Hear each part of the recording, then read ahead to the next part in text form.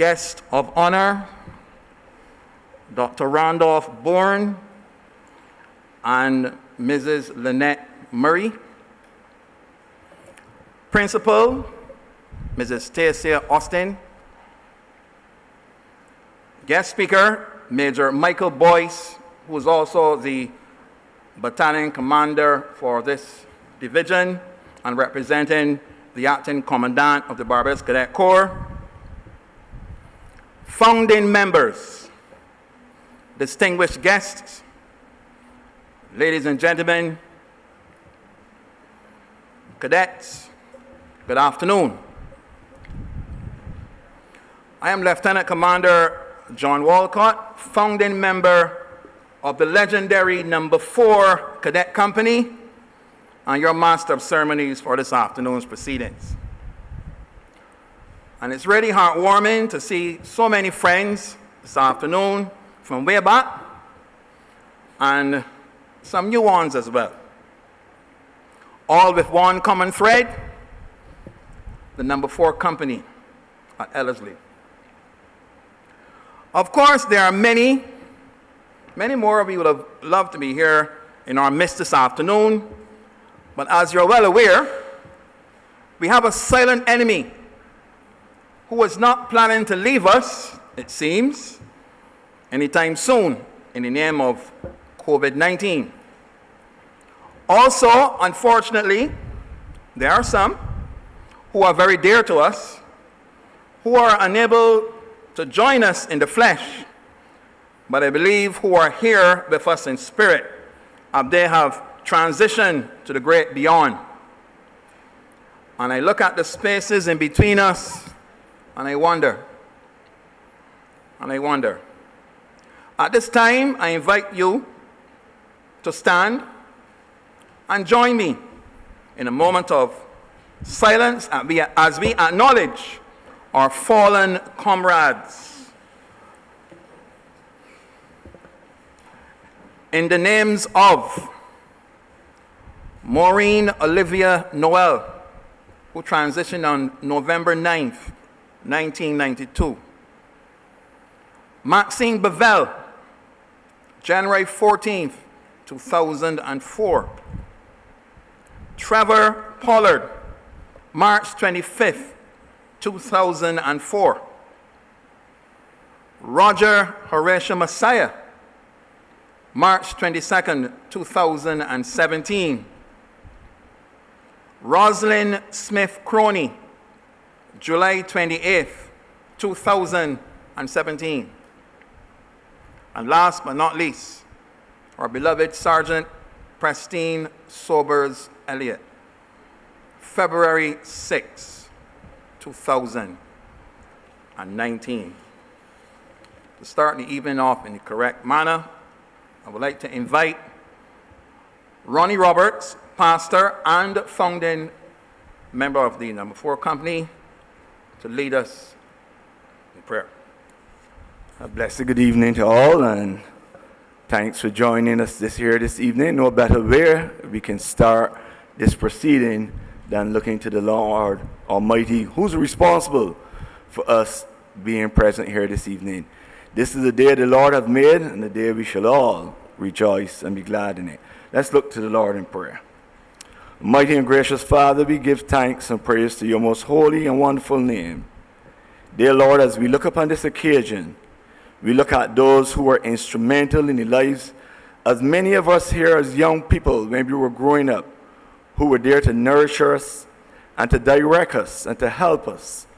Dear Lord, we are grateful and thankful for Sergeant Bourne and Presteen Sobers, all of those who were instrumental in the lives of our people here this evening gathered together in developing us and helping us along this life's journey.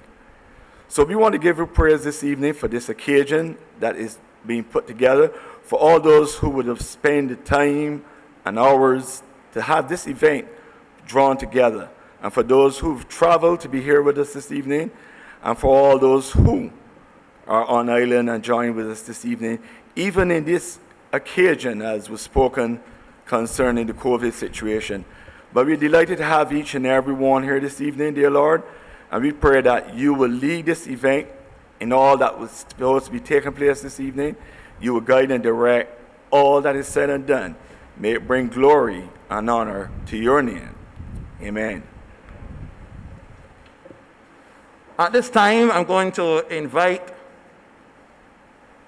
to give the welcome remarks Lieutenant Commander Brian Roberts, founding member.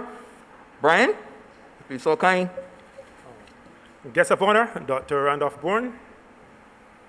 Guest of honor, Mrs. Lynette Murray.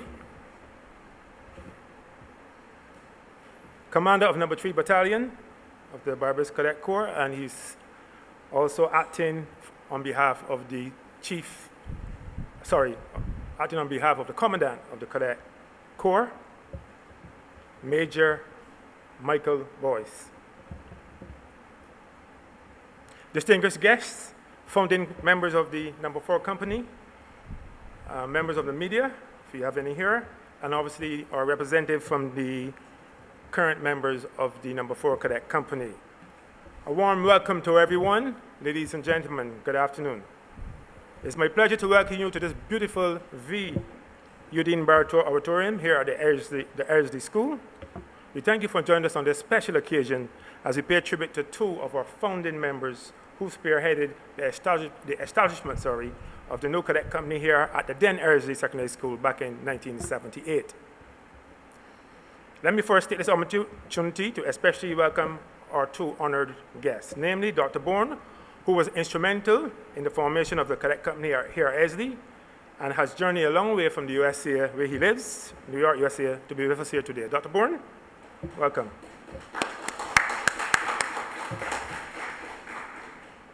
Our second honoree is the late Mrs. Presteen Sobers-Elliott, who will be honored posthumously, and she's represented here this afternoon by her sister, Mrs. Lynette Murray.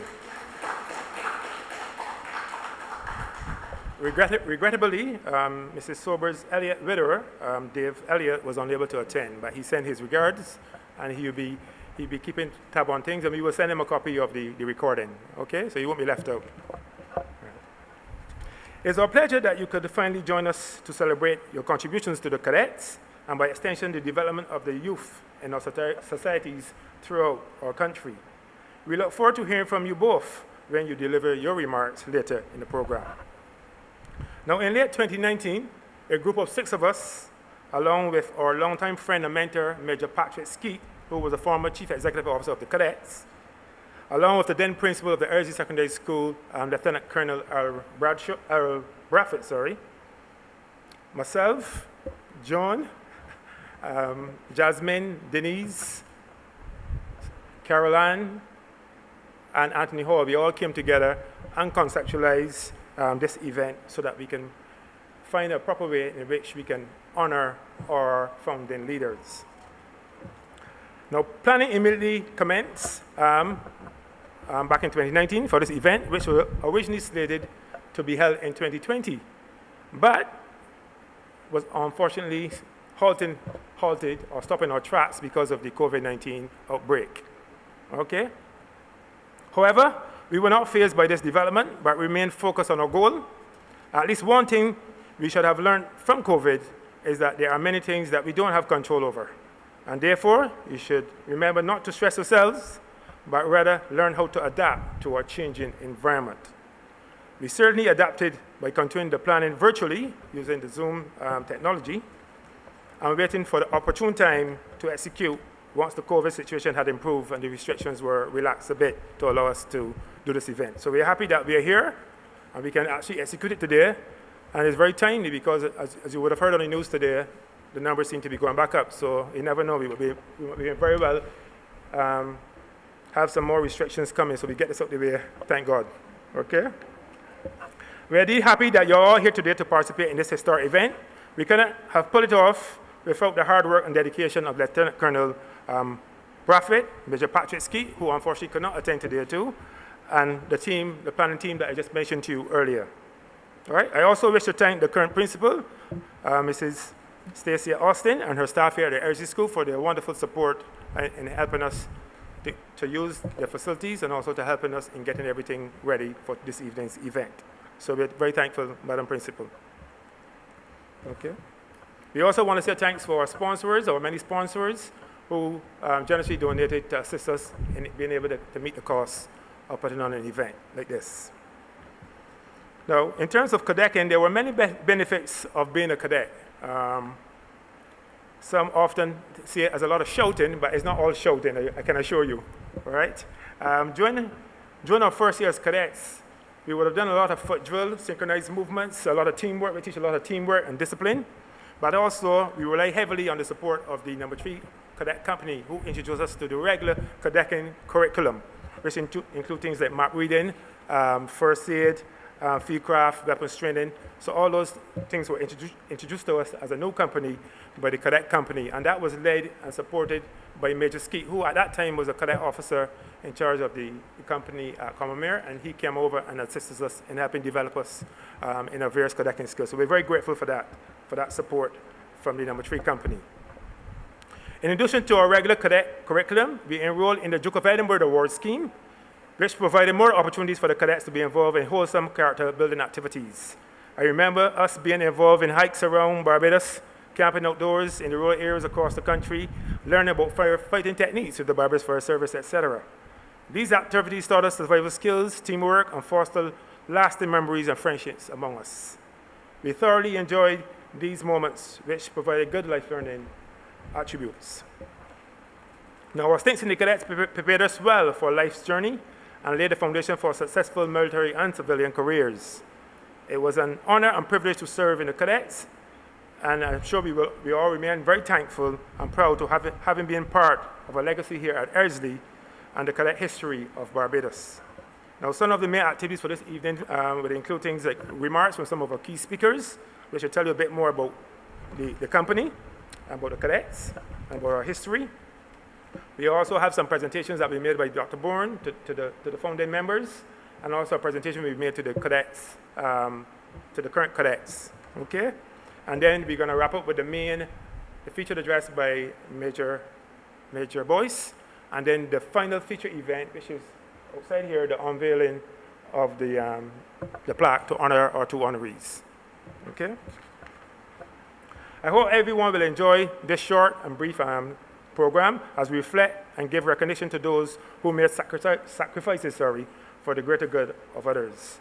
To the current cadets, I hope you find this ceremony enlightening and inspiring, and having appreciated the historic significance, you will move to share it with current and future cadets and strive to be the best in all that you do. Finally, I commend the contributions of the late Presteen Sobers-Elliott and the then Sergeant Randolph Bourne, and we are internally happy that the official honoring of these two wonderful and deserving persons is now taking place here despite the COVID-19 setbacks, right? Long live the No.4 Company. Thank you all. God bless. Thank you very much, Brian. And we continue. We continue with remarks from our principal, the principal of the school, Mrs. Stacia Austin. Mr. Masters of Ceremonies, Lieutenant Commander John Walcott. Guests of honor, Dr. Randolph Bourne, founding cadet leader. Guests of honor, Mrs. Lynette Murray, sister of the late Presteen Sobers-Elliott.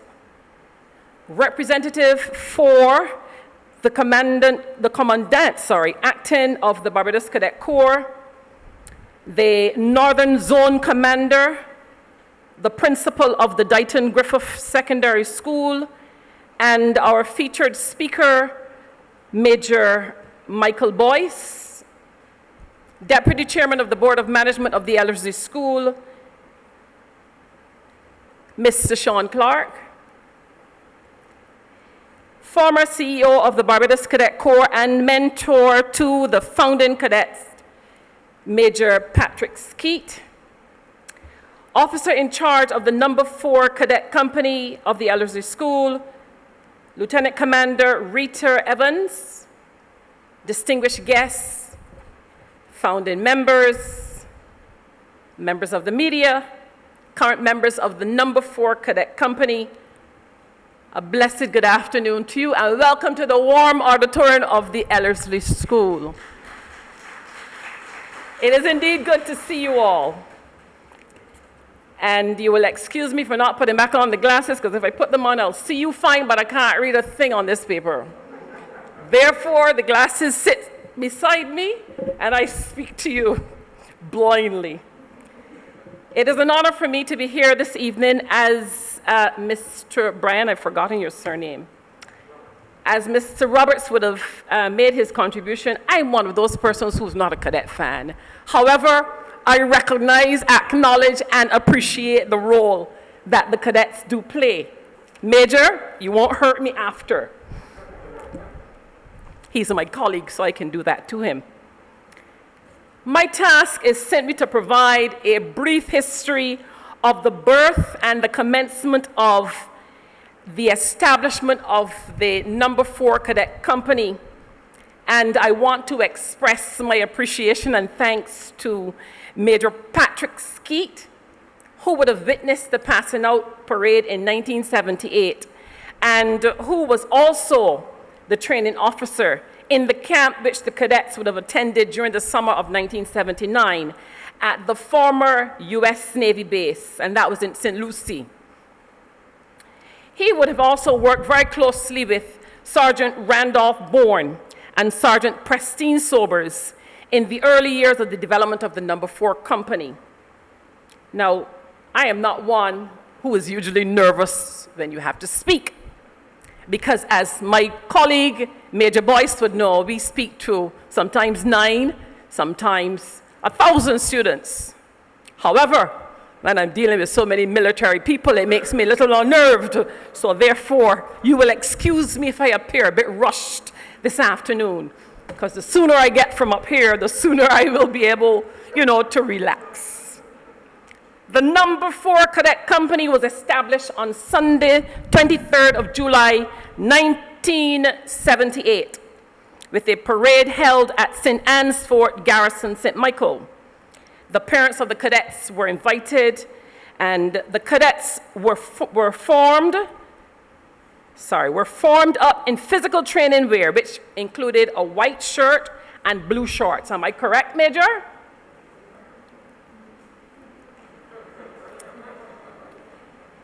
I'm asking Major Boyce for some kind of corroboration, but anyhow. Up to that moment, the Ellerslie unit was still seen as an experimental company. On the passing out parade, Sergeant Harlan Lascelles was, on the count of three. Thank you so very much. That being said, I don't have to repeat it. Who was the parade commander? Corporal Rodney, is it Beckles or Beckless? Thank you so very much. I love you. He was in charge of the No. 1 squad. You didn't tell me which one is the No. 1 squad. Is it Harrison College or Lord School? There are two groups? Okay, thank you so very much for that clarity. This is a teaching institution, a learning institution, so I'm learning this evening. Whereas Woman Corporal Presteen Sobers, she would have been the commander of, the No. 2 squad. That's not a COVID cough, by the way. Just clearing my throat.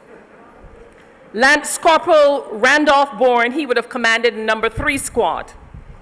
The establishment became a reality because of the then Lance Corporal Bourne, who would have been pushing from within the Barbados Regiment. Back in 1975, Mr. Cuthbert Brathwaite, he was very eager to have a cadet corps, but it would have been necessary to reach out to other schools. Dr. Bourne's influence on the inside of the regiment, it led to the letters being sent out to the other schools. By then, there was a new principal who responded affirmatively. Another important factor favoring the formation of the unit was that there was a teacher at the school with military experience in the Barbados Regiment. Permission would most likely not have been granted if there was no teacher at the school, this is where Mrs. Presteen Sobers-Elliott came into the picture. She was one of the first set of women to join the Barbados Regiment. In her personal drill and deportment, she was a cut above all others in her group of female soldiers, and she accelerated to the rank of sergeant. It must be understood that except for Officer Cadet Florence Gittins at the time, she had no other role models to follow. She was creating her own standard as she moved along. And if you know anything about Mrs. Presteen Sobers, you can correct me if I'm wrong here. She's also the person that held one of the longest standing records in track and field at the St. Michael's School. It was only broken a few years ago, and it was on the books for a long time. She's spoken very fondly when she's spoken about at the St. Michael's School. She was a physical education teacher here at the then Ellerslie Secondary, and was the life of the school. She was loved and respected by her students. This was a catalyst for the children to gravitate towards the newly formed company. Dr. Randolph Bourne was then a sharpshooter in the Barbados Regiment and a very efficient soldier. And many of my former students, when I asked them what attracted them to the cadets, I had a couple of girls that tell me, "Ma'am, it's the gun. I get to go and play with a gun." Dr. Randolph Bourne would have set some very high personal standards. The key factor in his involvement were his attrition and his enthusiasm and his availability. As an insurance agent at Manufactured Life, he was able to control his time and was able to not only attend the training, but he was also able to offer transportation.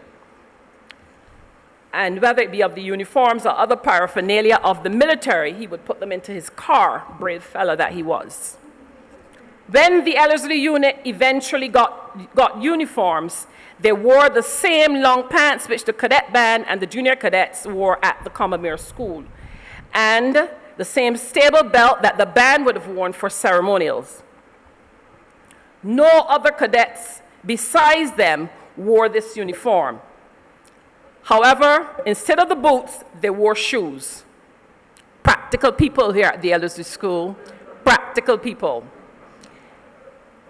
On the first occasion that they entered camp at the formal naval base in St. Lucie, they were sensational. Their drill was very sharp. The other three companies had to admit that they were very good at the drill. Then they settled into doing a range of other subjects, like map reading, skill at arms, and field craft. And I believe Brother Roberts spoke about some of those things as well earlier. The efforts put in by the Ellerslie students led to the unit being firmly established.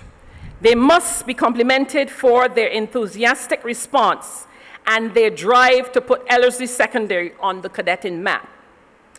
Here are the authentic administrative instructions that would have been listed for their passing out in July of 1978. And there was a long list. But however, what I would have been able to surmise from them is that the evidence of the passing out parade, it spoke for itself. It authenticated what commenced as an experimental cadet company in 1978 to what still remains today as the No. 4 Cadet Company of the Ellerslie School. And having said all of that, which was quite a mouthful and then some, I want to say to you that it meant that those founding members of the establishment of this No. 4 Company had a determination, a tenacity, and a will to win. And because they did, I'm going to share one of my favorite poems with you. It simply says, "The will to win. If you want a thing bad enough, to go out and fight for it, to work day and night for it, to give up your time and your peace and your sleep for it, if only desire of it makes you quite mad enough never to tire of it, it makes you hold all other things tawdry and cheap for it. if life seems all empty and useless without it, and all that you scheme and you dream is about it, if gladly you sweat for it, you fret for it, you plan for it, you lose all of your terror of God or man for it, if you simply go after that thing that you want with all of your capacity, strength and sagacity, faith, hope and confidence, stern pertinacity, if neither cold poverty, famish and gaunt, nor sickness nor pain of body or brain can turn you away from that thing that you want, if dogged and grim you besiege and beset it, by the strength of the Lord God Almighty, you will get it. And I thank you very much for working so hard towards the formation of this No. 4 company here at the Ellerslie School, that we can continue that legacy that you would have started. My appreciations. I think Mrs. Austin would have made an excellent sergeant major, y'all think? Yes, ma'am. Yes, ma'am. I think so. Yes, please. Thank you so much.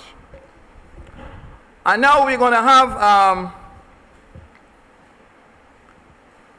some tributes, some memories by two of our founding members. But before I call them, they're staring at me like, am I next? Am I next? Come on, guys, you know. We all family here, right? You know. I'll tell you a story, though, how it started for me. Then, you okay there? Right. I remember years ago, as a server at St. Mary's Church. Yes, I used to go to church one time. I go, yes, Dr. Bourne, I go periodically. I was about 10 years old. And my father at the time, he was the senior server at the time at St. Mary's Church. And we had a meeting in the sacristy there. And then during the meeting, I heard this crunch, crunch, crunch, crunch. So what is that? You know, I kind of got distracted, and the noise got louder and louder, right? And, you know, I didn't hear anything that Daddy said after that. Then this door opened, and this tall figure stepped in the room. He was about 6'2", and sharp as a tack. Beret, khaki shirt, short pants, patties and boots shining like glass. And he stood erect. He had a demeanor. I looked at him, right? And he says, good evening, Mr. Walker. Good evening all. He took his hat off and he sat down. I looked at him from head to toe. That was the first time I saw him. I was a young server then. I said, Daddy, I don't know what he's doing, but I won't be in that. Right? I won't be in that. So then afterwards, now I came, his name was Dara Woods. I don't know if anybody remember Dara Woods. I said, so what you do? He said, I'm a cadet. Cadet? You mean like in the army? He said, well, it's not really army. It's a, you know, junior side, you're in school and you're a cadet. I said, well, I would love to be a cadet. He said, well, if you want to be a cadet, you got to go to either Combermere, he was a Combermere, Harrison College, or Lodge. I said, well, only 3 of those? He said, yes. So you know what you got to do. When the common entrance comes around, you got to pass or one or 3 of those schools. And that was on my mind. That was like one of my dreams, to be a cadet. Time went by, common entrance came up. I said, yes. Then the common entrance, boom. It didn't happen. So my dream was shattered. I remember the day when I was at Wesley Hall School, when they were issuing the results. And the teacher at the time, he called out some names in all different schools. I said, Mr. Lord, so, yeah, I get through anything? Boy, you fail, boy. I would never forget that. So my dream was shattered. Anyway, make a long story short, came to Ellerslie, and would you believe that between No. 3 company and No. 4 is 70 years it took for that to happen, right? And our dream came true, again, thanks to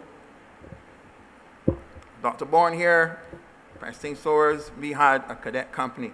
And that's why we worked hard. We did everything we had to do to make it happen. You know, we would constantly ask him, so when we get uniform, he would always say very quietly, the uniform is coming. You keep working. You know, the uniform is coming. And we would go again.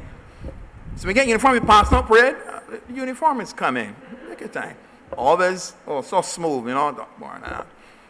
And as was said, we passed out in our white shirts and so on. And eventually, we got our uniform. One single uniform we had. I don't know if you all remember this. We were at St. Lucie, and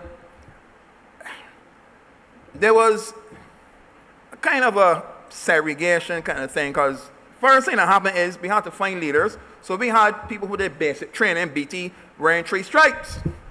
I was one of them. Bernard Fort was one, and Randy Charles, who not here. But then the other cadets saying, "Oh, y'all get promoted so fast," and da. They were kind of, although we kind of gelled eventually. And I never forget, it was Dr. Miller at the time. I think he was a lieutenant then, right? At that time. And it rained and poured and poured. Remember that, Squares? And he said, right, the rain is falling. Excellent time for field craft. Field craft? That the fellas had training wear and uniform. We had none. So we gone in bush. And it rained and we crawled about in there, crawled through a lot of cow business. Said hello to some huge frogs, ribbit, you know. And when we came in, we were drenched down to our under somethings. And uniform, again, we wore shoes. We wore shoes. The cadets, on the other hand, they had their training wear. I'll never forget, Dr. Miller came out, he said, right, make sure you got that uniform clean, have it ready for Master Parade. You know, they didn't thought. But and I'll never forget, a guy called Gay Griffith. He says, sir, but how are they going to get it done? They only have one uniform. You know? He said, get it done. I said, shh. So we started to work, and everybody came together. They had some big industrial fans. That was at the naval base, right? And we came together, and we cleaned our uniform. People scrubbing and putting them against the fan and drying, and we worked together. Right? Number 1, 2, 3, and 4. We gel. We thought, you know, Mr. Mayor at the time was trying to get us, but he was trying to pull us together. And we got that uniform clean, and we were ready for prayer the next day. I mean, it was a little damp, but we, you know, some of us get belly hurt and that kind of thing. You know, you're standing there, you're bending over and so on. But we got it done. And we made friends for life. We made friends for life. I'll never, ever forget that. Y'all remember that? Let me tell you, boy. I can still taste the frog there now. You know. But anyway, that was my story. One story. And now I'm going to invite 2 founding members. Always ladies first. Yes, Jasmine, you're smiling sweetly.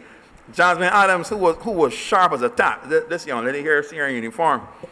Turns and heads. You know what I mean? Yes. Yes, Jasmine. And she still has this strut. You see this strut there? Good. I'm preparing you. I'm relaxing you. Take it away, Jasmine. Get on here. Sit down. Dr. Randolph Bourne, guest of honor, and Mrs. Lynette Murray, representing Presteen Sobers-Elliott. Principal, Mrs. Stacia Austin. Acting Commandant of the Barbados Cadet Corps, distinguished guests, ladies and gentlemen, media.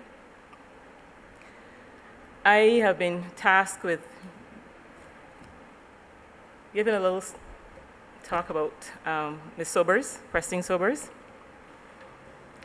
And I don't know if I'll be able to ever do her justice. But I can tell you, she impacted our lives tremendously. Let me see if I can get caught here too.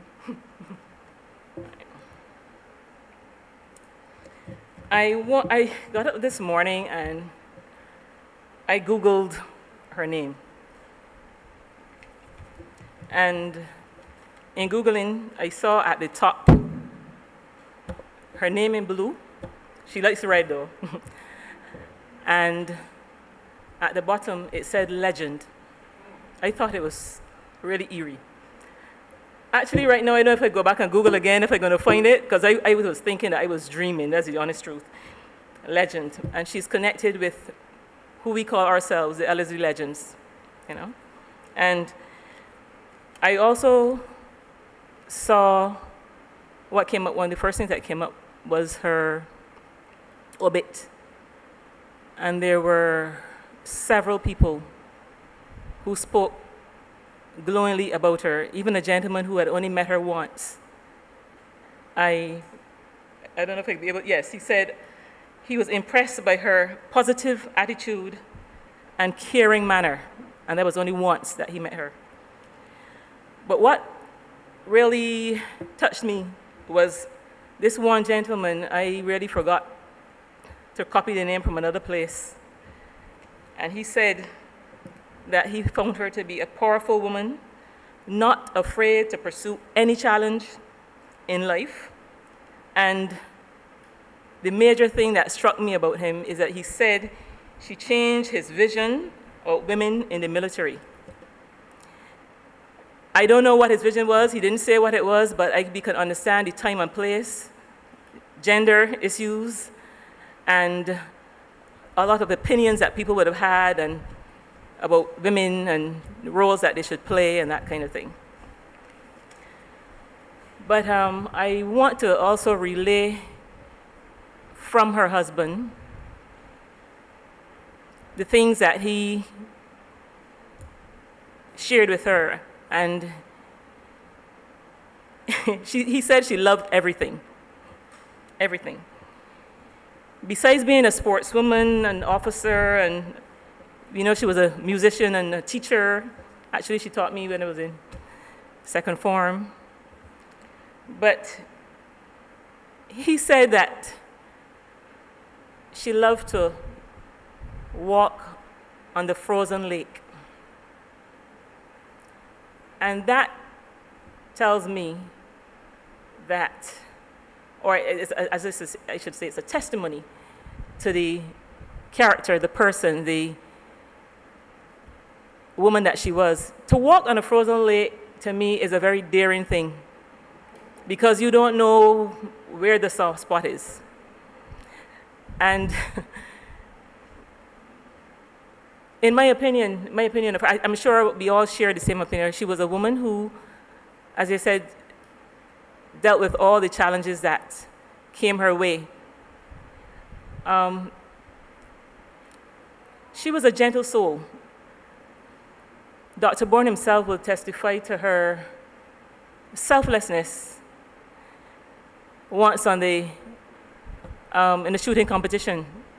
She just gave way to him while the other men were ready to tell him, no, we can't allow you this ease at all. And Dr. Bourne then actually won. And she did not feel in any way about his taking the charge, because she knew what he was capable of. And she knew that we were capable of doing well. She pushed us. She was kind, and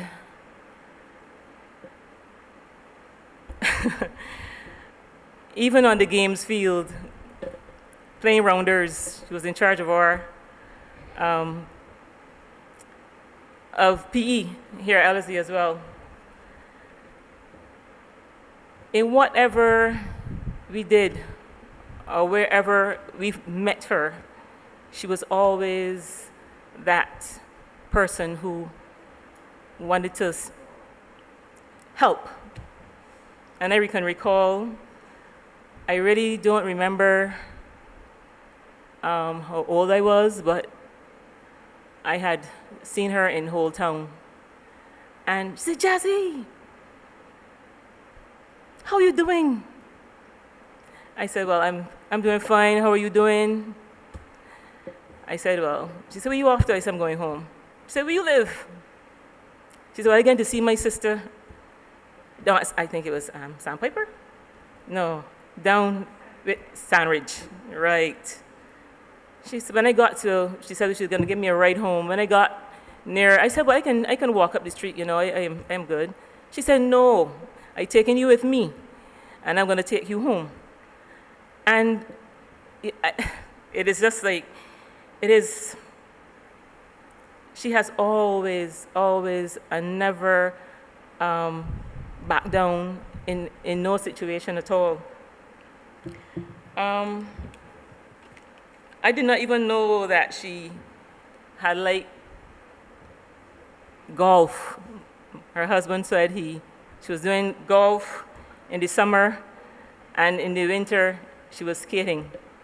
She never stopped thinking, and he said that he believes that she was at her best self when her brain was going and when she was moving.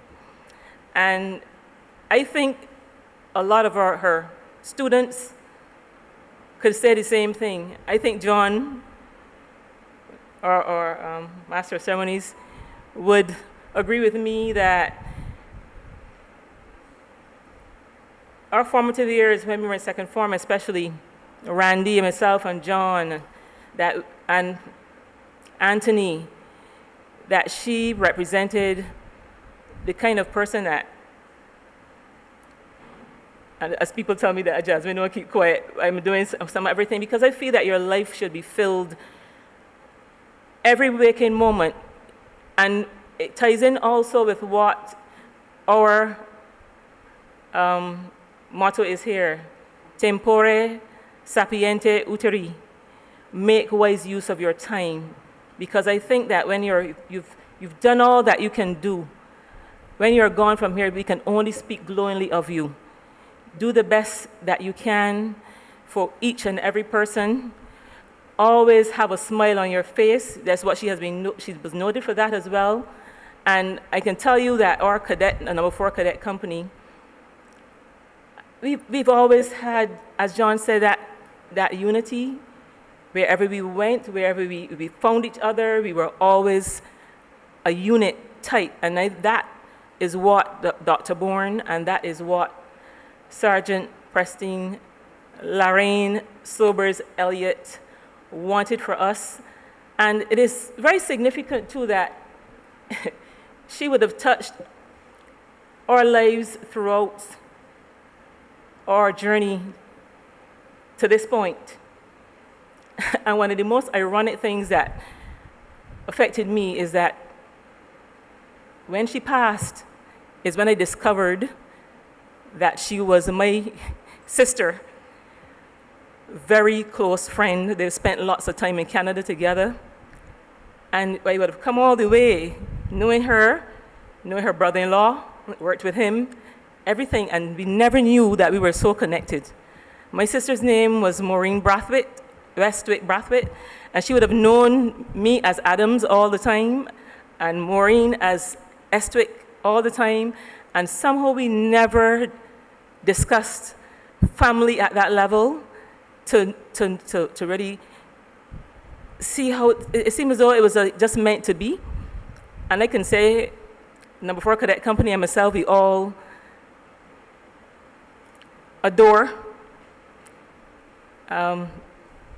Sergeant Presteen Sobers-Elliott, and her example we want to take not only through us, but through our children. We also want that her name lives on at Ellerslie and the kind of character that she was. Whether or not you like cadets, or whether or not you appreciate the significance of honing the skills and gathering the thoughts of young minds and molding them, I just want to say thank you to her family, and to all my cadet friends who have always been there for me, always a tower of strength. They said they can do it without having to write anything.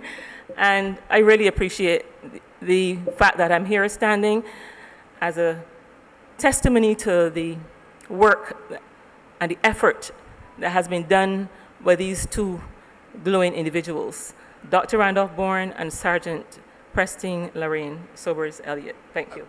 I'll tell you, Jasmine, though, you see that Latin, I remember as make wise use of your time. But you see that? Tempora,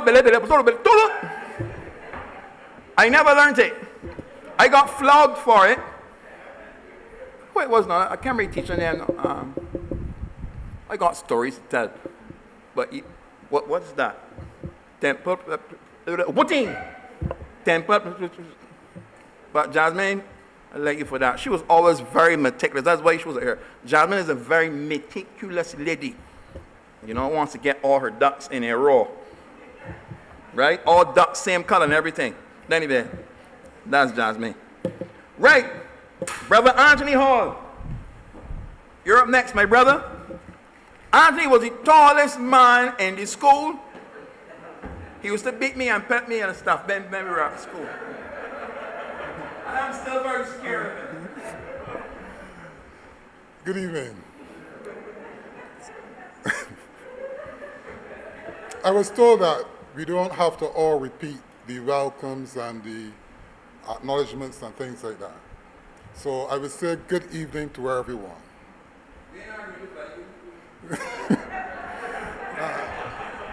It's very ironic that my whole speech has been said already. I just don't know what to say. But I will try to put things in perspective so that you will see the actual role that Randolph Bourne actually played in the formation of the No.4 Cadet Company. Yesterday, I had the privilege to speak with him, and I made the mistake of asking him, give me a little idea of your qualifications. And instantly, I had a barrage of all sorts of qualifications that I had to start writing at one point in time. These things included a PhD in biblical counseling, masters in public admin, masters in elementary education, 3 bachelor degrees, board certified psychotherapist, relationship specialist, certified peacemaker intervener, associate priest at the St. Ambrose Episcopal Church. He worked as a board member with the Board of Education overseas. And at one point, I just started writing, because if I had to call out all of these things, you'll be here the whole night. But to put things in perspective, Randolph Bourne was a very special man. He had a vision. And as was said before, there was a reign of about 70 years where cadets were associated with what was called at that time the older secondary schools. So as John said, when we passed for a newer secondary school, we were considered as dumb, stupid, There was this myth that only certain individuals came from the older secondary schools. But Randolph Bourne was about to prove that wrong, because he believed in us. And he recognized that all we needed was to be given an opportunity, and we can do it. And when you set a level playing field, there's no difference between old and secondary schools. Because right now, as you know, there are a lot of professionals, a lot of entrepreneurs who came from these so-called newer secondary schools. So we are all equal. Taking that into consideration, Lance Corporal Randolph Bourne decided he had to put an end to this 70-year reign that these older secondary schools have with cadets. So he approached Colonel Banfield and said, listen, I would like to start a cadet corps at the newer secondary schools.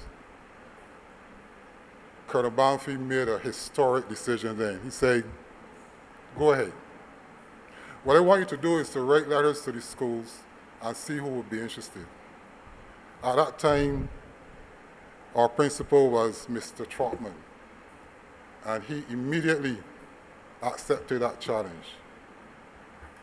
About 64 of us volunteered to enter that corps of individuals who wanted to show the whole of Barbados what we were made of. You see, when that decision was made, a lot of people felt that Ellerslie Secondary School, we weren't sure it was going to happen. They doubted us. But what they didn't realize is that we were a group of very ambitious young people. We had the basic foundation. We had commitment. We had dedication. All we needed was to be taught cadetting, the drills and things like that. But we had pride in ourselves. We had pride in our school, something that I find is missing now with a lot of young people. Colonel Banfi told Lance Corporal Bourne, you would need some help. There's a teacher at Ellerslie School who was also in the regiment. Solicit some help from this individual. And that is where Randolph Bourne got into contact with a very courageous, vivacious Nubian princess. This woman was so pretty, so lovely. All the young fellas at the school were captivated by this teacher. And she loved it, She was very loving, caring, and she embraced all of us. So with this combination, Randolph Bourne, Presteen Sobers, 64 very enthusiastic students, we became a family, a bonding. And I remember the first thing Lance Corporal Bourne would say, the eyes of Barbados are upon you. So you got to live up to high expectations. You can't fail. He always used to encourage us that. Always keep in mind, eyes are on you. So don't disappoint anyone. So we started training at school and St. Anne's Fort. It would be remiss of me not to mention people like the same Lascelles, Sergeant Lascelles, and Corporal Beckers. These were extremely gifted drill individuals. They taught us so much as far as cadetting and drilling is concerned. So with all of that, we work hard, as John said. It was brutal sometimes. We were insulted, ridiculed, but showed that. Asked if you were stupid, But it built our character, made us strong. And eventually, after a prolonged training period, Lance Corporal Bourne again went back to Colonel Banfield and said, listen, I would like this group now to have a pass-out ceremony. And again, Colonel Banfield said, okay. So as the principal said, it was on the 23rd of July, 1978, that we had the pass-out parade at St. Anne's Fort in front of a set of mesmerized spectators. They couldn't believe what they saw, the technique, the efficiency, the drills that we had. As was said also, we passed out in t-shirts, white blue jeans pants, white pumps or sneakers, but we felt good doing it. We then targeted the Independence Parade. And at that time, Bajans love a good Independence Parade. You'll find Bajans lining the roads, the garrison, because they love to see a good performance at the Independence Parade. And we attended that Independence Parade again, short pants, t-shirts, pumps, but we gave it our all. And we did so well that the then Major Lawrence Quinton openly remarked that the No. 4 Cadet Company was the best on parade.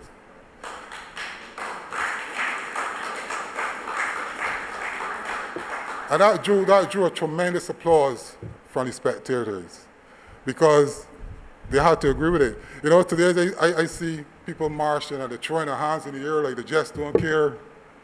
But we were told to keep our hands parallel to the ground, right? when we turned, it was sharp and swift. Completely different to what we are seeing now. All right, so once again, Corporal Bourne went back to Colonel Banfield. As John said, we were begging for uniforms for a long time. And finally, we were granted the uniforms. As was said before, it was different to the traditional uniforms of short pants and boots. We had the long khaki pants, we had the shoes, we had the staple belt, which officers used to wear. So we were completely different from the old cadet corps. And I must say that we set a precedence. The uniform that is worn now was first worn by us. And it was, as John said again, as I say most of what I was going to say was said already, we worked with dignity. Our shoes were always clean. You know, we used to have competitions at school whose shoes were shining the brightest. And we used to use water and, and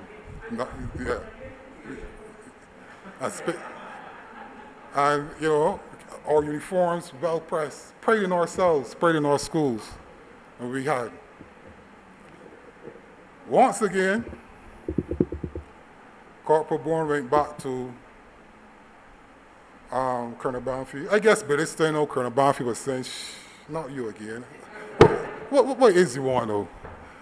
But Corporal Bourne wanted some weapons, some guns. As the principal said, there's a fascination with young people about guns, men and women. So we wanted a chance to be saluting with guns and things like that and target shooting. And as usual, I don't know what special connection Lance Corporal Bourne had with Colonel Banfield, but for some reason, Colonel Banfield was always willing to give in to Colonel Bourne. And we were given permission to use the guns. The thing about this wonderful gentleman is that he was always willing to help. So when we had training on evenings at the school, he would pack about 64 rifles in his vehicle and drive all the way down to Ellerslie and give us the opportunity to use these guns, to train with these guns. And as was said, he was very skilled with firearms. He was a sharpshooter, won a lot of competitions for Barbados, so he taught us well. He was very, very efficient.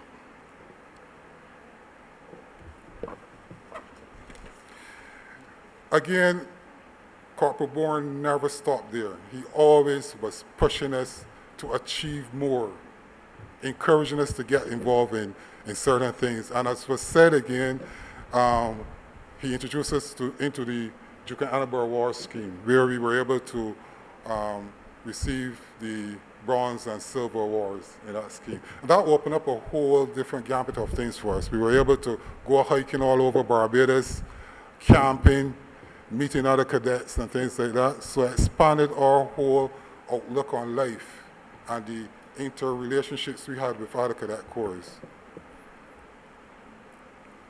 As was said again, we also camped at the Naval Base in St. Lucie. We did a lot of shooting down there, field drills, field map reading, things like that. And again, it was said that the No.4 Cadet Company was the best at that time. So you can see that we always outshined, we always were on top of the traditional cadet corps. But very few people knew that.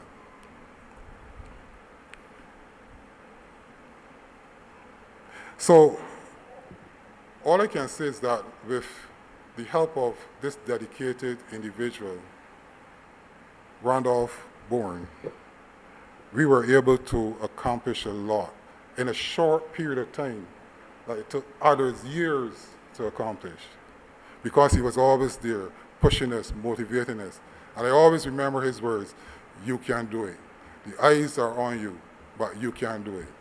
And that was so much encouragement, not only in the cadets, but in school, because, you know, people don't know a lot of us got 8 and 9 O-levels. You know, we came out of school, we joined the police force, we joined the defense force, and we really made a significant contribution to Barbados. I just want to say to the founding members, we should be very proud of our accomplishment.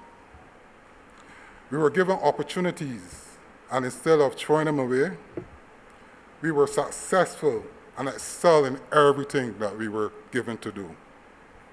We were truly a very special breed and a very special class. And I can proudly say, and I know for a fact, that there will never be such an outstanding set of young women and young men in the history of cadets in Barbados. I leave you with some words that I learned from an individual called Sir Ken Robinson. And he said, "What you do for yourself dies with you when you leave this world. But what you do for others lives forever." And think about those words. If you do something for yourself, no one knows about it, you're selfish, you die, it fades. But when you do something for others, it is remembered. People know about it. People appreciate you for it. So this evening is a fitting testimony of that. Here we have Presteen Sobers-Elliott, and we have Dr.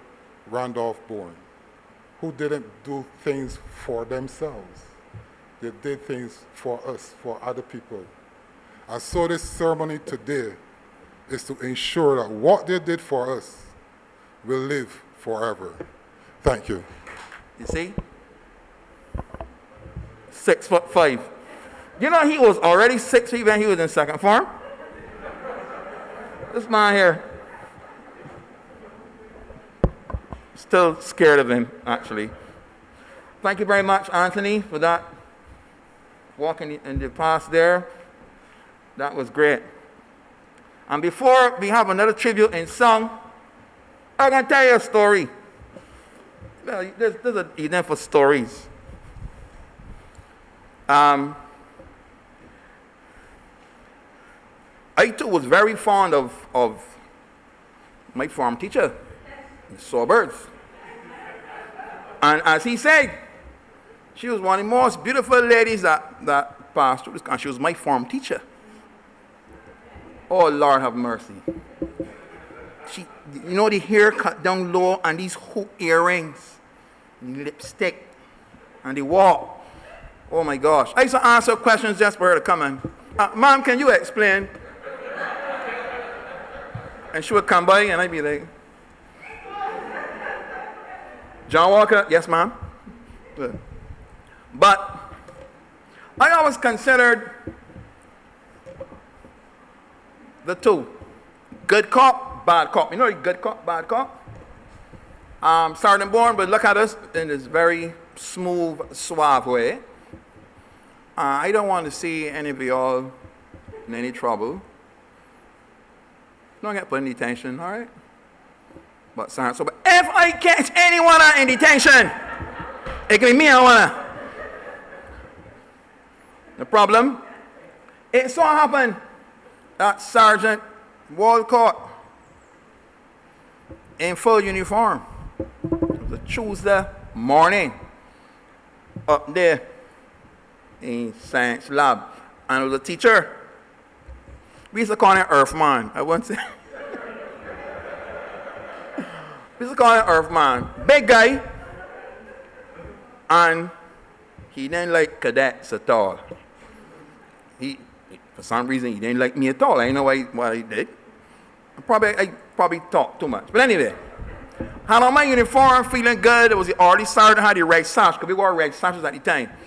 And we were doing something in the lab, and he asked a question, and I answered, but he probably didn't hear. And I repeated it. You're shouting at me? I said, no, sir. Detention this evening. But, sir, but you give me back shot too? Detention this evening. I'll put it tomorrow. So back in those days, you know, these days now you have to plan, right? May the boys, when you're going to detention, let your parents know, you get put in detention, because most of the people who are at this school, you know, live in the area. You know, when you see 3 o'clock, 4 o'clock, people are still here. The detention room was right there, opposite this door here, near to the office, and we fell in out there. No, we were told not to be caught in detention anytime. How I can get out of this? I had to think fast. Normally, the teachers would take detention, or the prefects would take detention. I too, fortunately, was a prefect at the time. So when the bell rang, I went there first. And the teacher was there, Miss Jones, who taught us Spanish. You remember Miss Jones? Oh, she was a beauty too. Yeah. Miss Jones, man. Anyway, I digress. Now, we have a lot of beautiful teachers at the school. So I went and went there first, and she came in. She said, I'm not supposed to take detention. No, the prefects are doing to see them, ma'am. You know, oh, okay, good. Well, ma'am, you go ahead. I'll take care of stuff here, and then I have to go and deal with these cadets.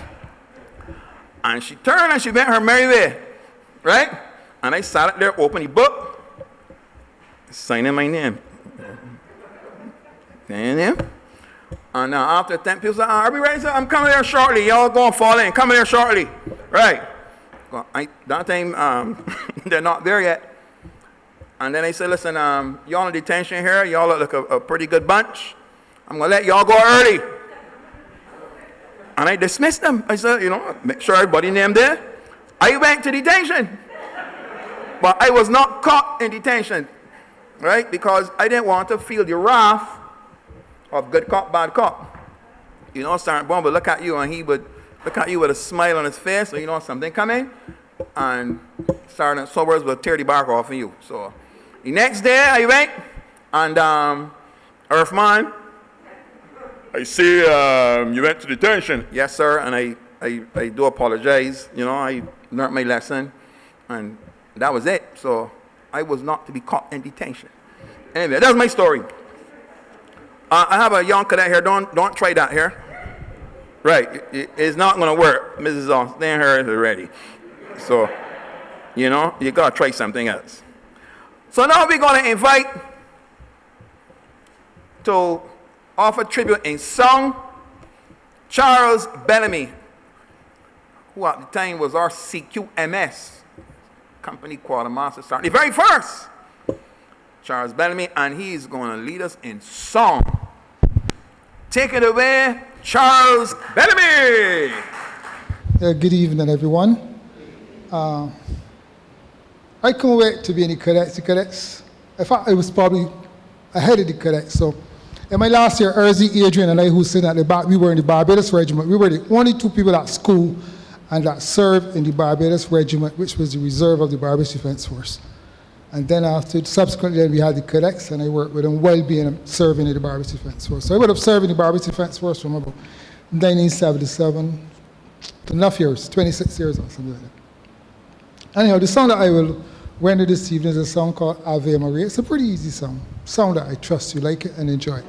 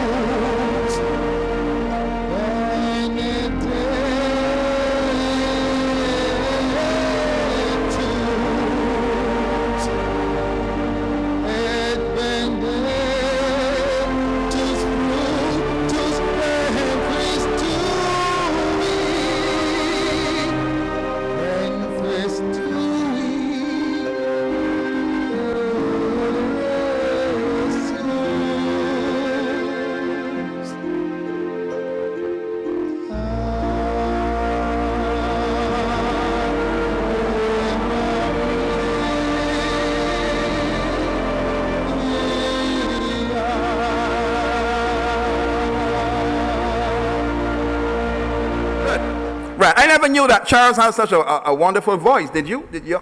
No. You did? Well, geez, darn boy, that is wonderful. Thank you. God is good. All right.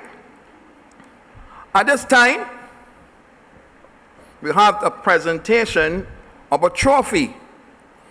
A trophy presented by Dr. Bourne to the OC of No. 4 Company. The OC is not here at this time. So, Madam Principal, if you'll be so kind to receive the trophy on behalf of the company. Yes, Dr. Bourne. Okay, to the principal of Ellerslie Secondary School, on the behalf of the No. 4. I don't say the No. 4 Company because you're special. So I always say on the behalf of the No. 4 Barbados Cadet Corps, this trophy is presented to you to be competed for the best cadet over the 1-year period. And it gives me great pleasure to present to you this trophy. Thank you very much.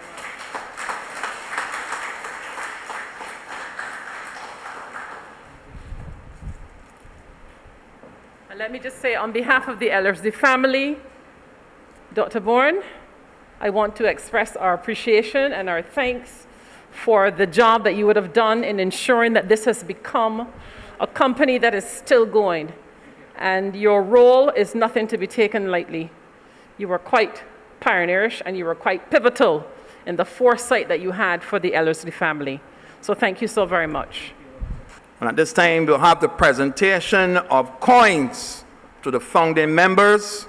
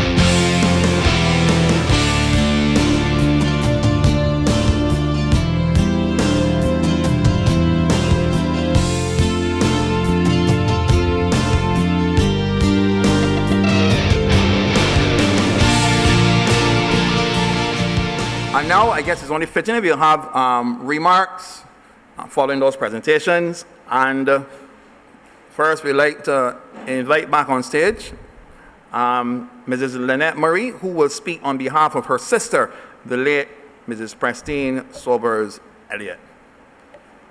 Thank you for creating this historic occasion in honor of our sister Presteen. I'm sure she would have been very proud at being singled out for such a special occasion. Presteen loved the military from early days in life, as Mommy would take us to the garrison to watch the Independence Parade. When the opportunity to enlist arose, she eagerly grabbed it and history was created. She was among the first females to join the Barbados Regiment and the Barbados Defense Force. Additionally, she was among the first female sergeants, and she absolutely loved her three stripes.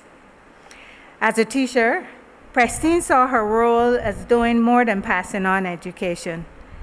Instead, she felt that she had a responsibility to also shape the lives and characters of her students. With the development of the idea of forming a cadet corps at Ellerslie School, she saw this as a golden chance to create worthy citizens and discipline youth, helping them to develop their potential.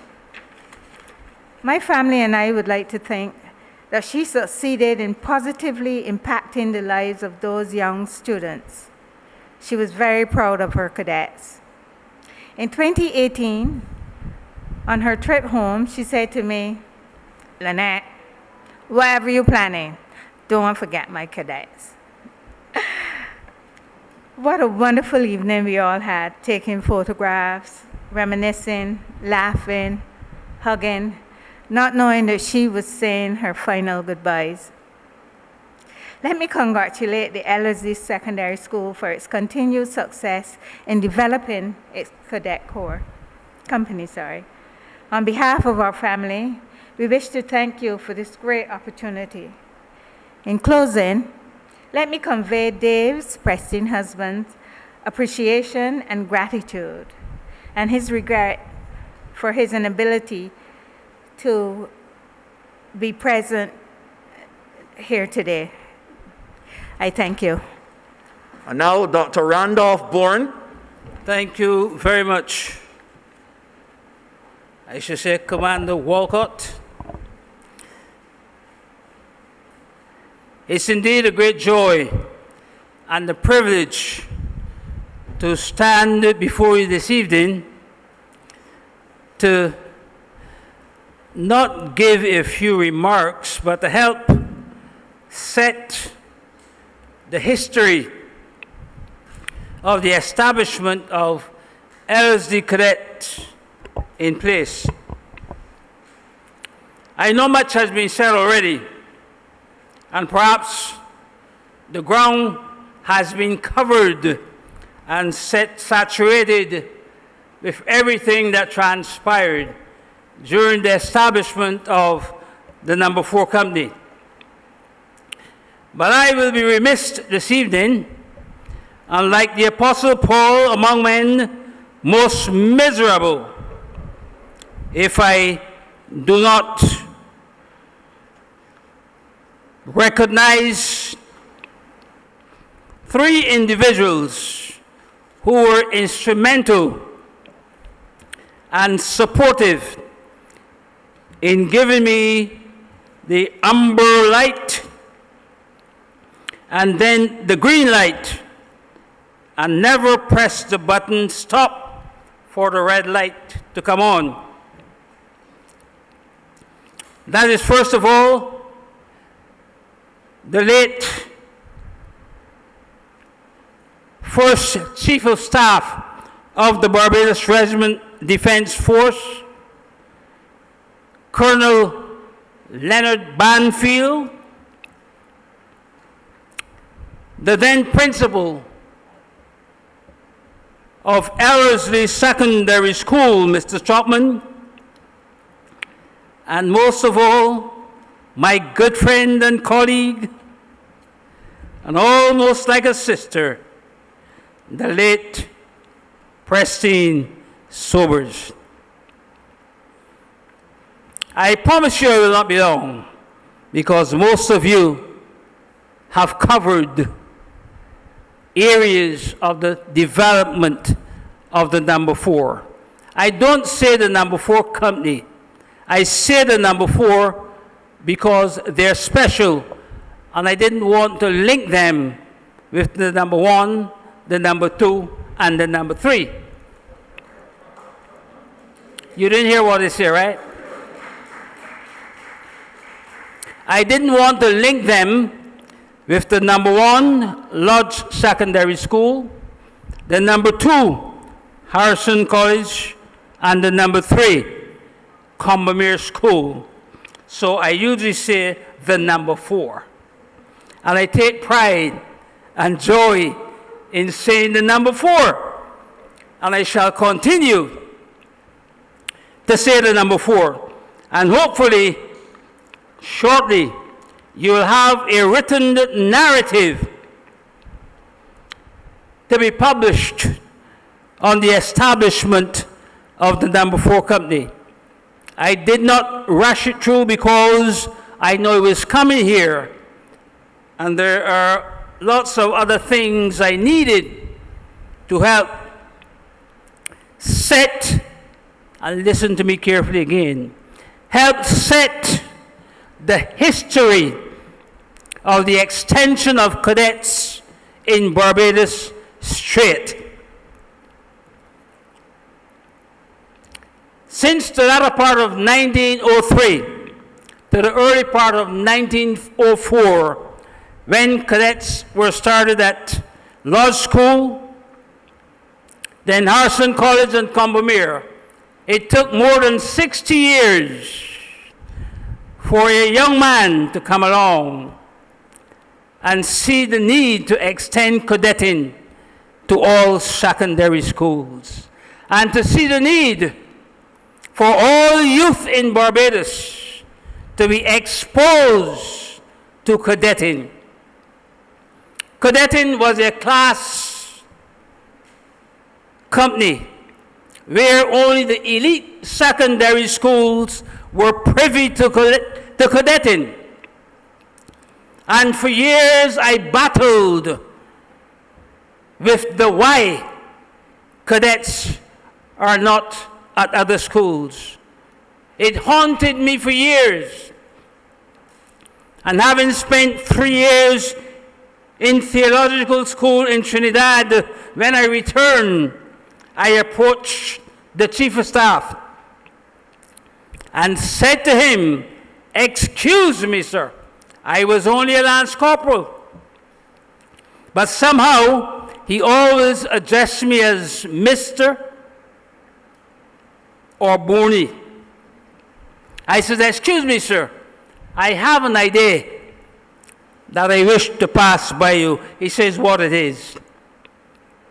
I says, "Look, we have been having the soldiers exposed to the folk in the city for many years. Why not let us take our activity to the folk in the country areas?" He said, "Okay, Bourne, that sounds like a good idea." I went ahead, became the PRO, and we had displays at Belplain, Plainfield, Rockfield, and it was a success. As a result, many people who had never seen the Army in action saw the Army in action. Then I said that we have the band. We have the young cadets playing, and we have the regimental band. Why not let us take them to various areas in the country? He said again, "Okay, Bourne, it's all yours, take it." I went to Christopher Atherley, who was then, at the time, I think a corporal or sergeant within the Barbados Regiment, and he was quickly promoted to warrant officer. And we combined and had a program at the Government Industrial School, which was a success. My next key idea was, I said, listen, excuse me, sir, why it is that only Combermere College and Lodge have cadets and not the other secondary schools? Why? We are evolving in our educational system. There's no longer the elite Combermere School. There's no longer the college secondary school. There's no longer the elite Lodge School. We have other secondary schools that have developed and established over the years. Why are they being deprived, disenfranchised, and ostracized? He said, okay, Bourne, go to Sergeant Springer and dictate a letter to her. I went to Sergeant Springer, dictated the letter, and the letters were sent out. I was at my office at Manufacturers Life Insurance Company, and I got a call. Someone said, Colonel Banfield is on the phone for you. I went to the phone. He said, Bourne, just like that, I need you to come to headquarters this evening. I got response from a Mr. Trotman at Ellerslie Secondary School. When I went to the office, he showed me the letter. Go ahead, give it to him. Give it to him. Thank you. When I got to the office, he gave me the letter. And he said again, I don't know why he never addressed me as corporal. It is always Bourne or Mr. Bourne. For some reason, I don't know why. He said, it is all yours. I want you to go to, or call Ellerslie School. There's a young lady called Presteen Sobers. I said, I know her, sir. He says, call her and let her work with you. I got on the phone, I called. Presteen came to the phone. I says, Presteen, I am coming to the school this evening. I want you to get every last young individual who are interested in cadetting and have them line up outside the office when I get here this evening, which was a Tuesday evening. I pull up my Hillman Hunter, all looking spiffy and nice, ready to move the world for Barbados. And when I got across the office, I saw over 65 young men and women standing in line, ready to join the new number 4. And it was the first time that they had so many female joining a cadet corps. Combermere started, and they recruited about 4 or 5 of them. But when we started, we had over 30 female and equal amount of men ready to take on the challenge. And I'm going to cut short because that is a crux of the major piece. But all the rest you have heard from the others, although I can give you more enlightenment on it, but I am not going to bore you. When the book is published, you'll read all about it. But the number 4, I took a lot of beating for the number 4. I was only a lance corporal.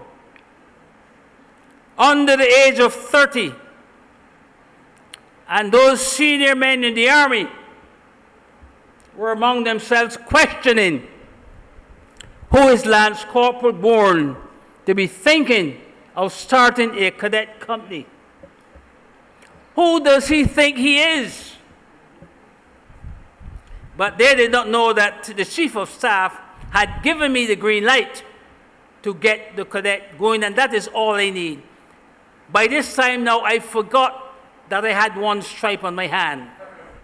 When I came, you were just young, and now you have grown into mature individuals, responsible, accountable young men and women, and I perhaps, if you all were not members of the cadet corps, who know where you would be today.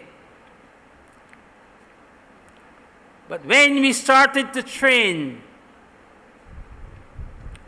we went through challenges. I remember many evenings training on the pasture, and there were members from the army. A couple of sergeants would stay on the outside to see what Corporal Bourne was doing with these young men and women. But they were shocked. They were surprised at the success of the No. 4. I remember in your first Independence Day parade, in your blue shorts and white t-shirts, that I asked the Chief of Staff to let us have because they didn't have any uniforms. I said, whatever you have, we are going to take because my cadets are ready for parade. And I went and got those shorts and shirts in my car, brought them here, and on that first Independence Day parade, as you walk down Bay Street passing the bus in front of the big building, Major Quinton, who then became Colonel Quinton on the news, said that here comes the new cadet company. They're not in uniform. They're in white shorts and t-shirts, but you should see them. The hands are going forward and backward like you have never seen before. They're the best drill on parade.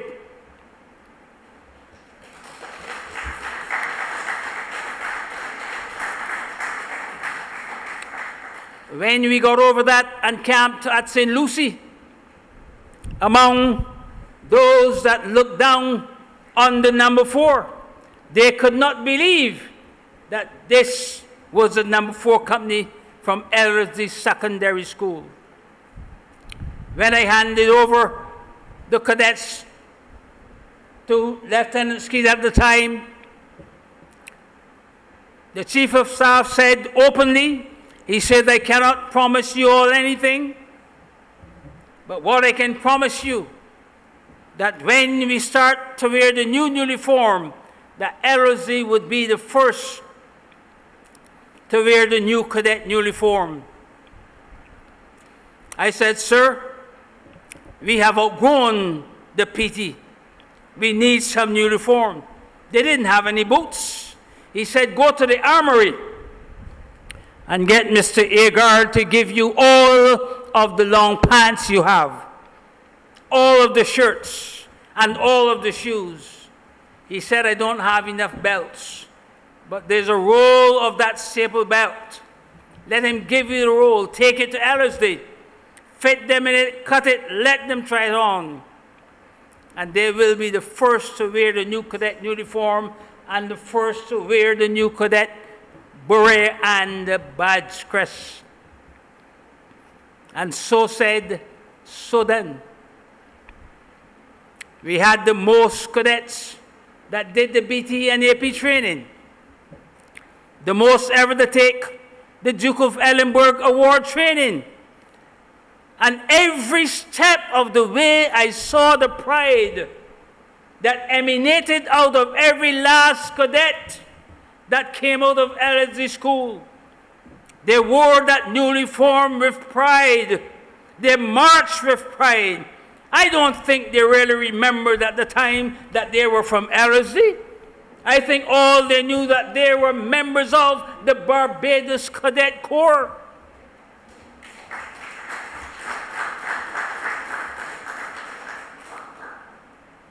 And after the drill, I said to the colonel, it is time to move on. We need weapons. And when I look back at it today, I said it was the biggest risk I have ever taken in my life.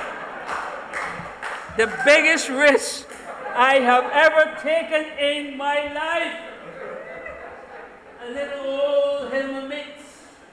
I put 64 flash rifles in my car, not only in the trunk, but in the back seat, and the rifles are exposed. Anybody could have hijacked the car got the weapons, then I would have been in trouble. And I got them down to Ellerslie, and we begin our weapon training. So to conclude, rather than going any further, I think you would have had a good idea of what the No. 4 did. Even when I promoted Bellamy, my memory is good, so don't challenge it. Don't challenge it, because you'll feel embarrassed to know that a man at 77 years old can still have such a sharp memory. When I promoted Charles Bellamy, John Walcott, Randolph Charles, and Bernard Fort, and then it was that young guy in the back, my smart little Army cadet that was always sharp. You know who I mean.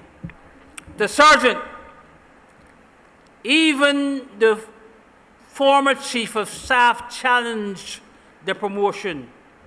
And rather than coming to me, tried to do things to degrade the sergeants from the No. 4. And he would get in the army, Marshall, he would get in the army, Pat, and say the No. 1 company, the No. 2 company, the No. 3 company, and the others. And the others. And I would say, excuse me, sir, there's no others. There's the No. 4. And you have to accept the reality there's the No. 4. And I'm talking to a major now, lieutenant colonel, and I'm only a corporal now. So you know what that meant for me. They probably call that insubordination. But I was so dumbfounded over the limited ability and the limited awareness of the individual to accept what the No. 4 had done. I had to open my mouth. And then to see this day we have people like Commander Roberts that brought one of the Coast Guard boats down through the Caribbean Sea. Roberts, where's Roberts? Right at the door. This is an Ellerslie cadet. I didn't forget you, John Walker. So don't think that you just sit down. And John Walker, who I saw one day on the Independence Day parade, as I think the subaltern or whatever it was. Where's Bellamy? Bellamy probably going, but Bellamy, who became a serious officer in the Barbados Defense Force. So you're talking about a cadet company that was not supposed to succeed, that was supposed to fail. But you see, this is what class does for us and have been doing for many years. Okay? Because you've not gone to XYZ, you cannot be ABC. But I will close in saying today to all of you, if you have not gone to the major secondary schools, don't think low of yourselves. Remember that you were created in the image and the likeness of Almighty God. And as long as you have that before you, you cannot go wrong. He will be by your side, and I'm happy today that many of my cadets are pastors and serious individuals for Almighty God. So tell yourselves today, whether you've gone there or not, or your kids, talk to your children. Don't let them downgrade themselves. Let them think highly and constantly look up and aim for the best.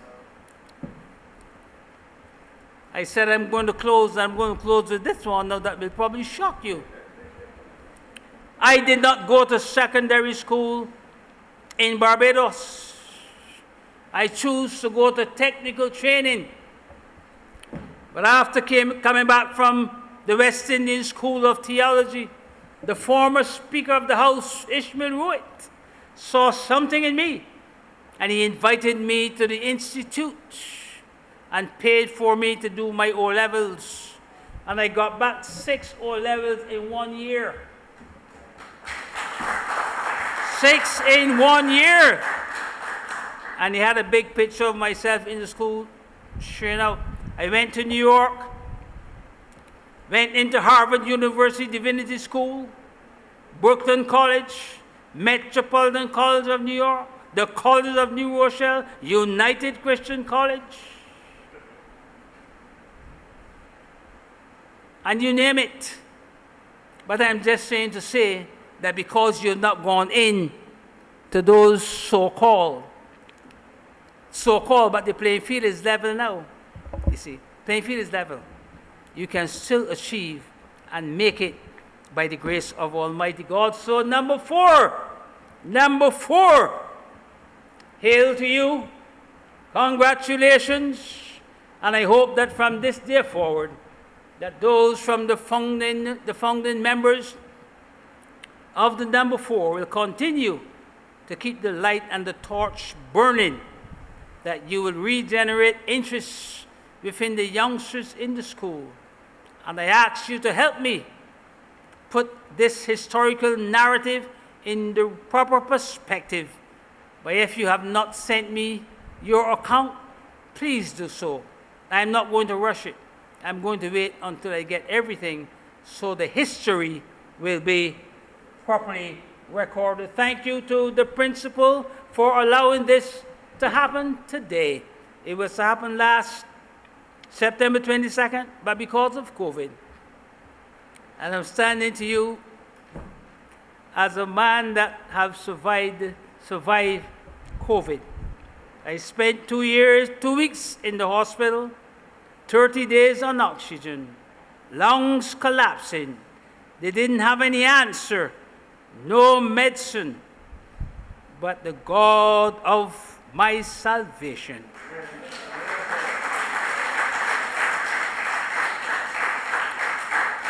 Came to my bedside, and when the old devil said to me, it's time to go, he said, don't you remember my servant Job? How you tried to destroy him, and I brought him through? Well, take your hands off Randolph Bourne. And I came out of that hospital, still infected with COVID. But today I can rejoice. Up to when I came to this country, I was COVID-free. And I'm thanking God today. So may God bless you. If you have not got tested, get tested. If you have not got the vaccine, get the vaccine. Wear your mask and stay your distance. Again, the Master of Ceremonies, Mr. Roberts and the committee, I thank you all very, very much. Thank you so much from all levels, Dr. Bourne. Thank you so much for that going on memory in the end. You make a big man cry, boy, you don't know. All right, we are always coming on now to that point. And at this time, I'd like to invite my colleague, Major Michael Boyce. I call him 20 Star. We got a thing. To give the featured address, and he's going to speak on behalf of the Commandant, the Acting Commandant, Major Pollard, who was unable to make it this afternoon. Major Boyce is also the battalion commander for this sector. No further ado, Major Boyce. Ladies and gentlemen, good evening. I must confess that I have to wear a number of hats this afternoon. The Master of Ceremonies said that yes, I'm the battalion commander for the number 3. I'm also going to represent the Commandant Acting. I'm going to read his words as though he were reading them. And then I'm also going to represent the OC, Lieutenant Commander Evans, who, like the Commandant, through no fault of their own, could not be here this afternoon. but I will say to you as battalion commander, I feel extremely honored and privileged to be here this afternoon. And I'm very thankful for the efforts of Dr. Bourne, then Lance Corporal Bourne, and the late Mrs. Presteen Sobers in establishing the number 4 here at the then Ellerslie Secondary School. And I really think that they deserve a big round of applause for their efforts.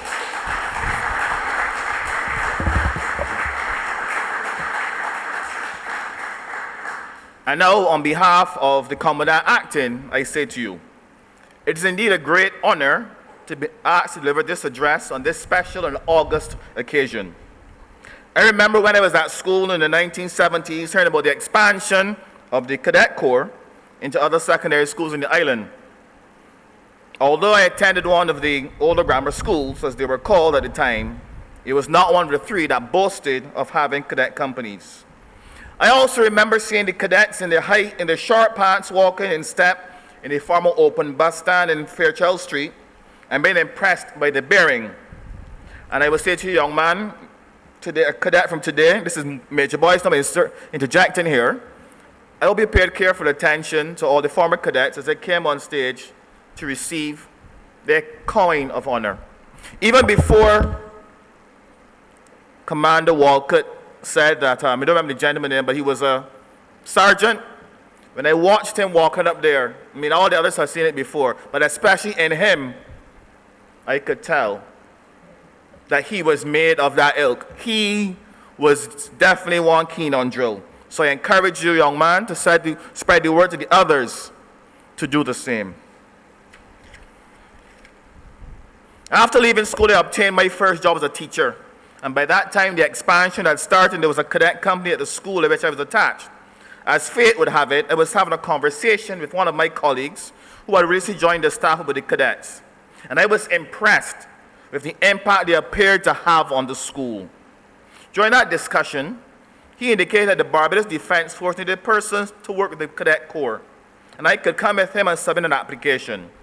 I reminded him that I had no prior experience in the military, whereby he said that it was about working with and developing the youth.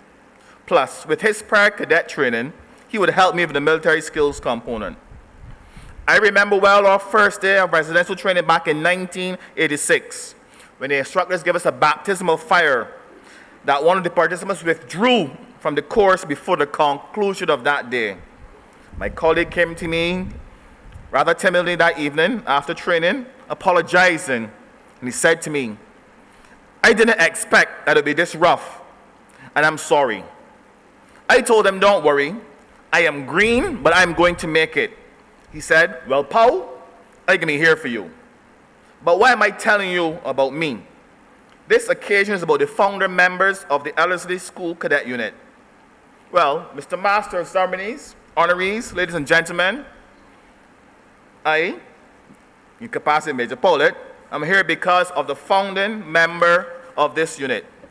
You see, that colleague who encouraged me to join up to help the youth, that colleague who stood by me, the Green Horn, during our initial training period, that colleague was a member of the first cohort of the Ellerslie Secondary School Cadet Company that was trained by the late Mrs. Presteen Sobers and the other honorees here tonight. That colleague, ladies and gentlemen, is my friend and fellow officer, Lieutenant Commander John Walcott. Sir, take a bow.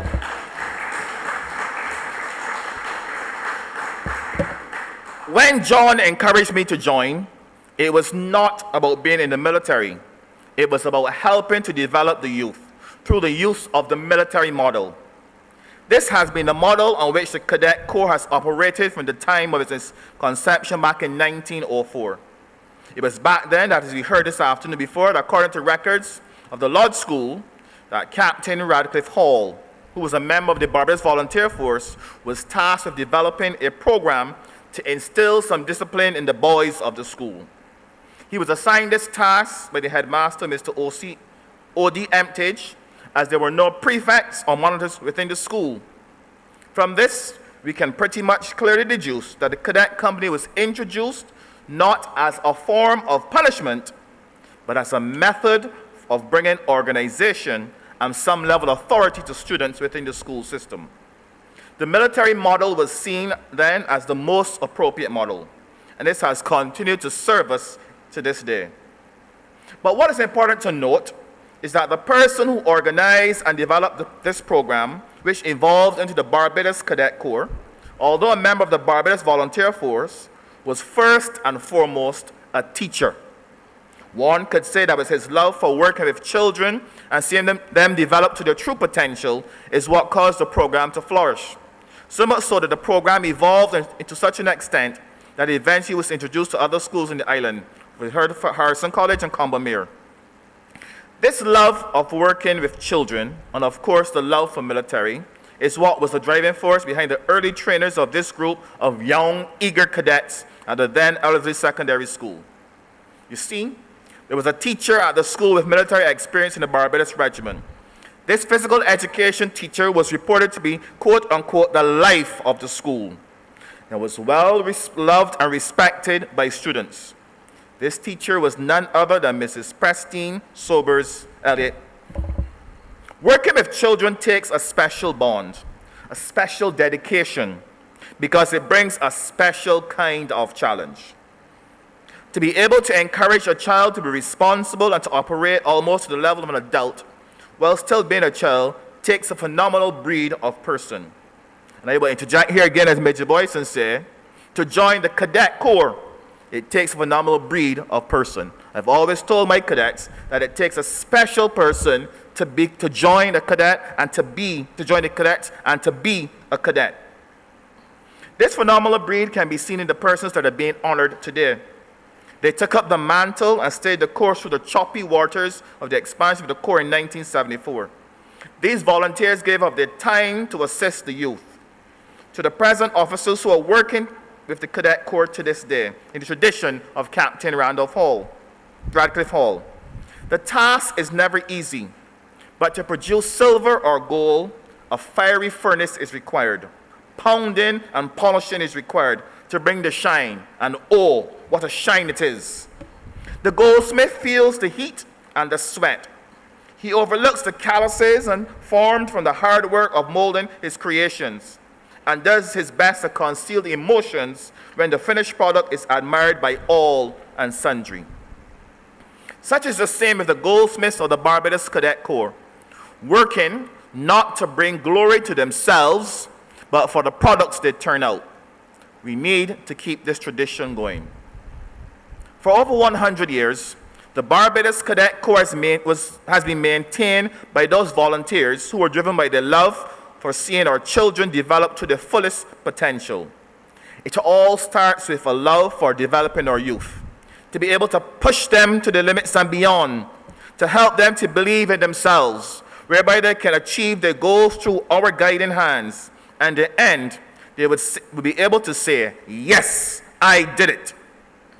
Our officer corps remains committed as we continue to willingly and eagerly train our youth to be leaders of today and tomorrow. The joys of seeing young people develop continues to be a source of inspiration for us as their leaders. And I know there are others out there who are willing to step up and to assist in the training of our youth. And I encourage them, and you should encourage them as well, to do so. I say to you and to them, step up to the crease, put your bat and pad together, and let us defend the youth from the many negative distractions of today. We are willing to work with you as others have worked with us, but it starts with you, within the heart. As long as you have it in your heart, then we know that the future of our youth are in good hands. Today, we honor those persons who gave selflessly of their time to work with and develop our youth. The commitment of persons like Dr. Randolph Bourne, who was then a sharpshooter in the Barbados Regiment and a very efficient soldier, who set high personal standards, is now forever etched in stone. His altruism, his enthusiasm, his availability made the formation and development of this unit a reality. We heard earlier that as an insurance agent and manufacturer's life, he was able to manage his time so he was able not only to attend training, but also to transport the drill purpose weapons and uniforms of his vehicle for the cadets. The establishment of the cadet company became a reality because of the then Lance Corporal Bourne pushing from within the Barbados regiment and having letters sent to other schools. Persons like the then Lieutenant F.E. Gitton, Staff Officer, Barbados Regiment, Harlan Lascelles, and Rodney Beckles, all played their part in making the cadet unit a reality. To all those persons and all others who worked in the background unnamed, I extend a heartfelt thank you, as it is because of your unswerving efforts and support that the expansion of the Barbados Cadet Corps became a reality. The unveiling of the plaque here this evening honors the commitment, perseverance, and dedication of two who made the number 4 a reality, and it establishes a permanent landmark to their excellence, their dedication, their perseverance, and most importantly, their love for our youth. And now I'm going to change hats, and I'm going to speak on behalf of the OC Commanding Lieutenant Commander Rita Evans. So as I said earlier, unfortunately could not be here, but she wants to extend her thanks, Dr. Bourne, to you for your efforts, and on behalf of your late sister, ma'am, to you as well, and to your family for having shared her with the unit here at Ellerslie. And to all you founding members of the number 4 for your hard work in maintaining and establishing and then maintaining the tradition of excellence to see the unit continue today, and for the hard work. She congratulates and commends all of you. And I must say again, as battalion commander, I am extremely honored to be here this afternoon to share in these occasions. Congratulations to our honorees especially, but congratulations also to all the founding members of the number 4. Master of Ceremonies. And now, ladies and gentlemen, the evening is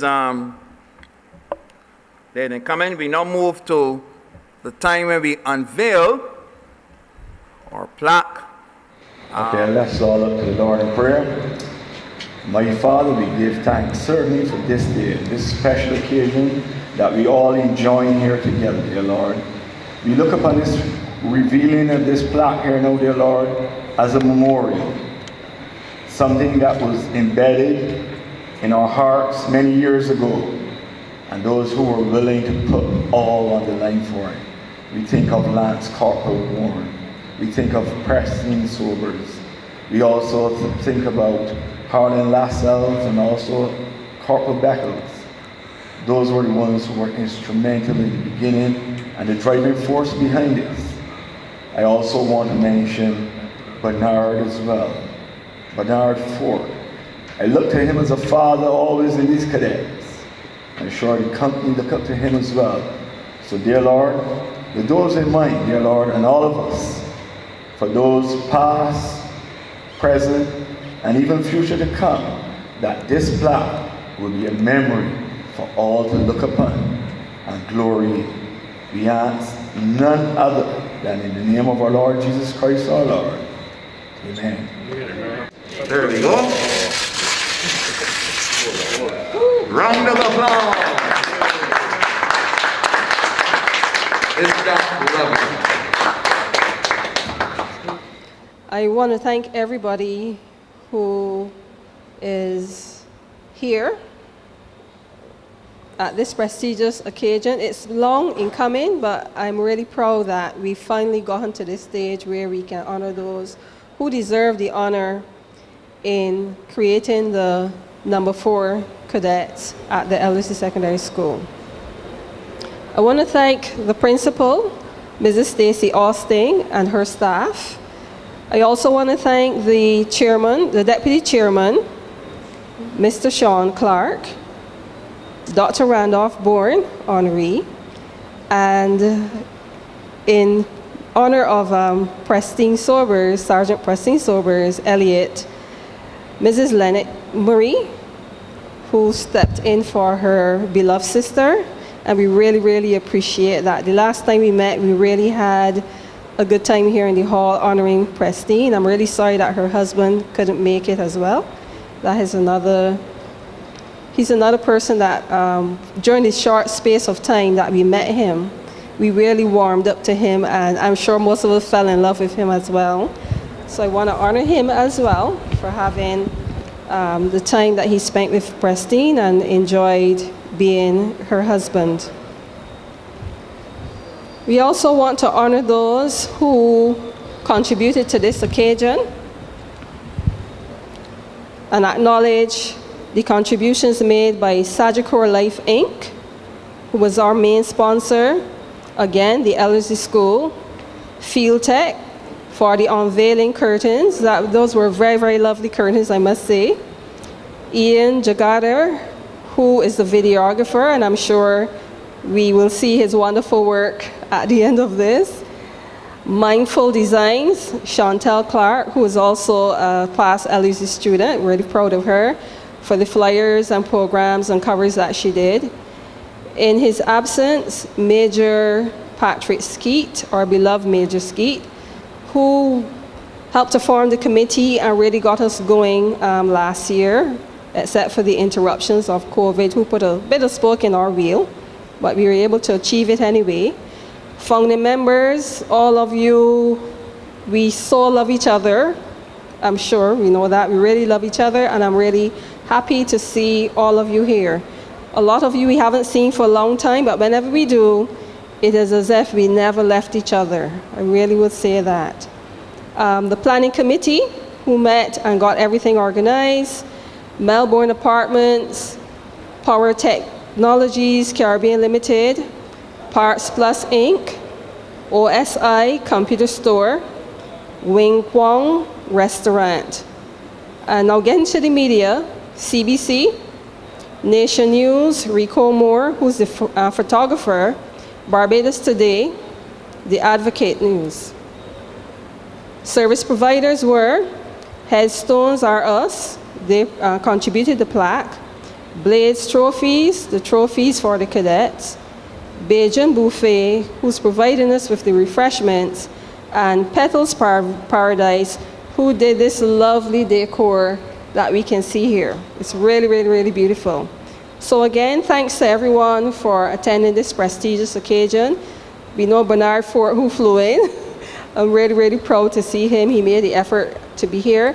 And then there are many others who are not here, who I want to give a good thanks. So they supported us online, and they expressed and they said that they will be here with us in spirit, even though they could not be here.